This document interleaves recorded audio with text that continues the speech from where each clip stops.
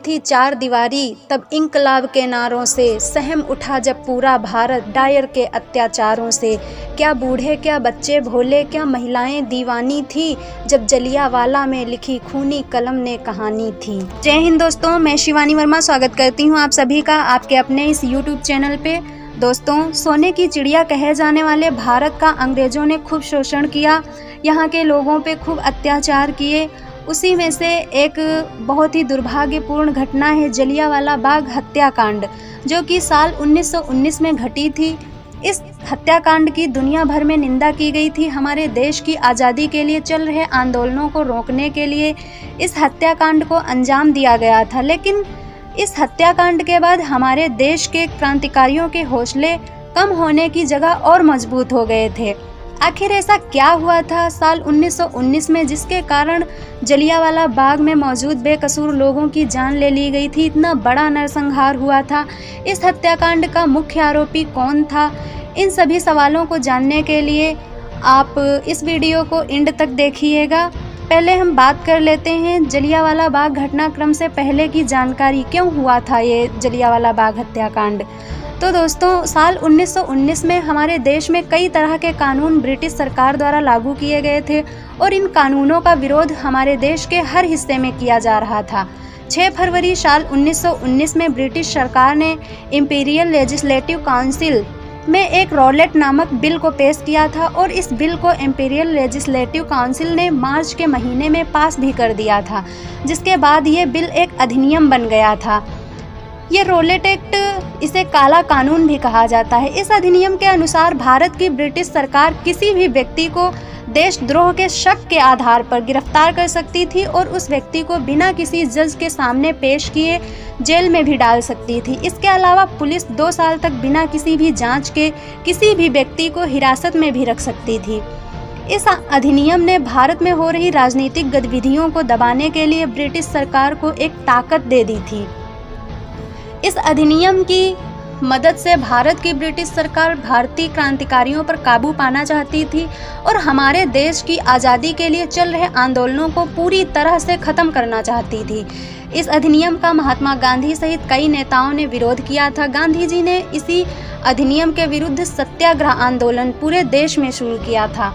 साल 1919 में शुरू किया गया सत्याग्रह आंदोलन काफ़ी सफलता के साथ पूरे देश में ब्रिटिश हुकूमत के खिलाफ चल रहा था। इस आंदोलन में हर भारतीय ने बढ़ चढ़कर भाग लिया था। 6 अप्रैल 1919 में आंदोलन के तहत एक हड़ताल की गई और रॉलेट एक्ट का विरोध भी किया गया, लेकिन धीरे धीरे इस अहिंसक आंदोलन ने हिंसक आंदोलन का रूप ले लिया। 9 अप्रैल 1919 को सरकार ने पंजाब से ताल्लुक़ रखने वाले 2 नेताओं डॉक्टर सैफुद्दीन किचलू और डॉक्टर सत्यपाल को गिरफ्तार कर लिया।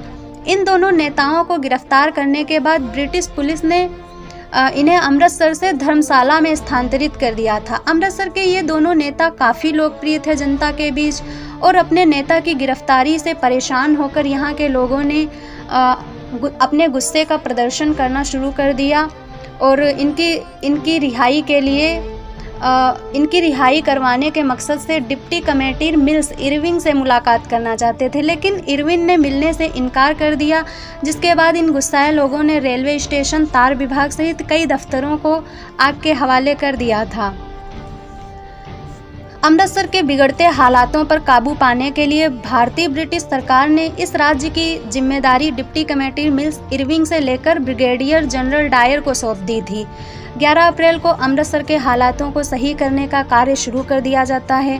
पंजाब राज्य के हालातों को देखते हुए इस राज्य के कई शहरों में ब्रिटिश सरकार ने मार्शल लॉ लगा दिया। मार्शल लॉ क्या होता है, इस कानून के बारे में वहाँ की भोली भाली जनता को कुछ भी पता नहीं था। मार्शल लॉ के तहत जहाँ पर भी 3 से ज़्यादा लोगों को इकट्ठा पाया जा रहा था, उन्हें पकड़कर जेल में डाल दिया जा रहा था। दरअसल इस लॉ के जरिए ब्रिटिश सरकार क्रांतिकारियों द्वारा आयोजित होने वाली सभाओं पर रोक लगाना चाहती थी, ताकि क्रांतिकारी उनके खिलाफ कुछ ना कर सकें। 12 अप्रैल को सरकार ने अमृतसर के अन्य 2 नेताओं को भी गिरफ्तार कर लिया।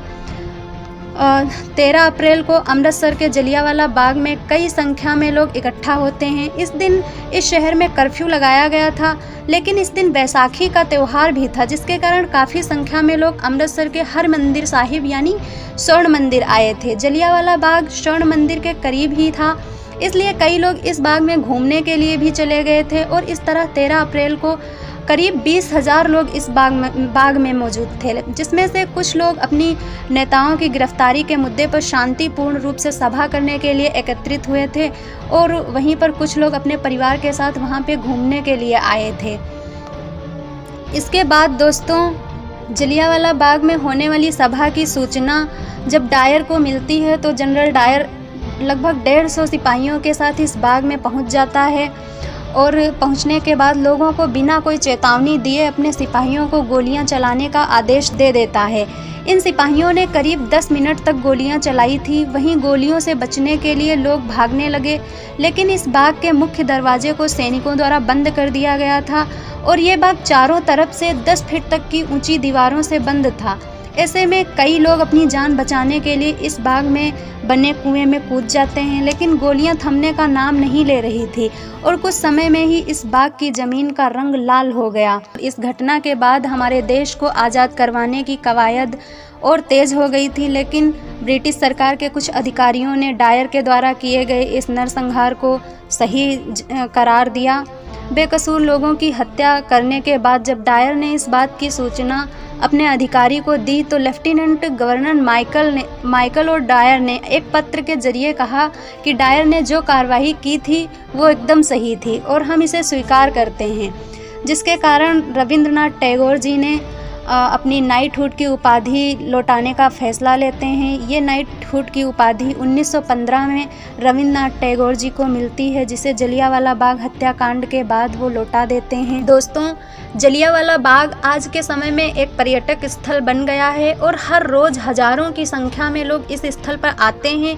इस स्थल पर अभी भी साल 1919 की घटना से जुड़ी कई यादें मौजूद हैं। इस स्थल पर बनी एक दीवार पर आज भी उन गोलियों के निशान हैं जिनको डायर के आदेश पर उनके सैनिकों ने चलाया था। इसके अलावा इस स्थल पर वो कुआं भी मौजूद है जिसमें महिलाओं और बच्चों ने कूदकर अपनी जान दे दी थी। आज भी इस हत्याकांड को दुनिया भर में हुए सबसे बुरे नरसंहार में गिना जाता है। 103 साल हो गए, अभी भी इस हत्याकांड का दुख उतना ही है जितना 103 साल पहले था। वहीं स्थल पर जाकर हर साल 13 अप्रैल के दिन उन लोगों की श्रद्धांजलि दी जाती है जिन्होंने अपनी जान इस हत्याकांड में गंवाई थी। मेरी तरफ से इन शहीदों को भावभीनी श्रद्धांजलि। जय हिंद।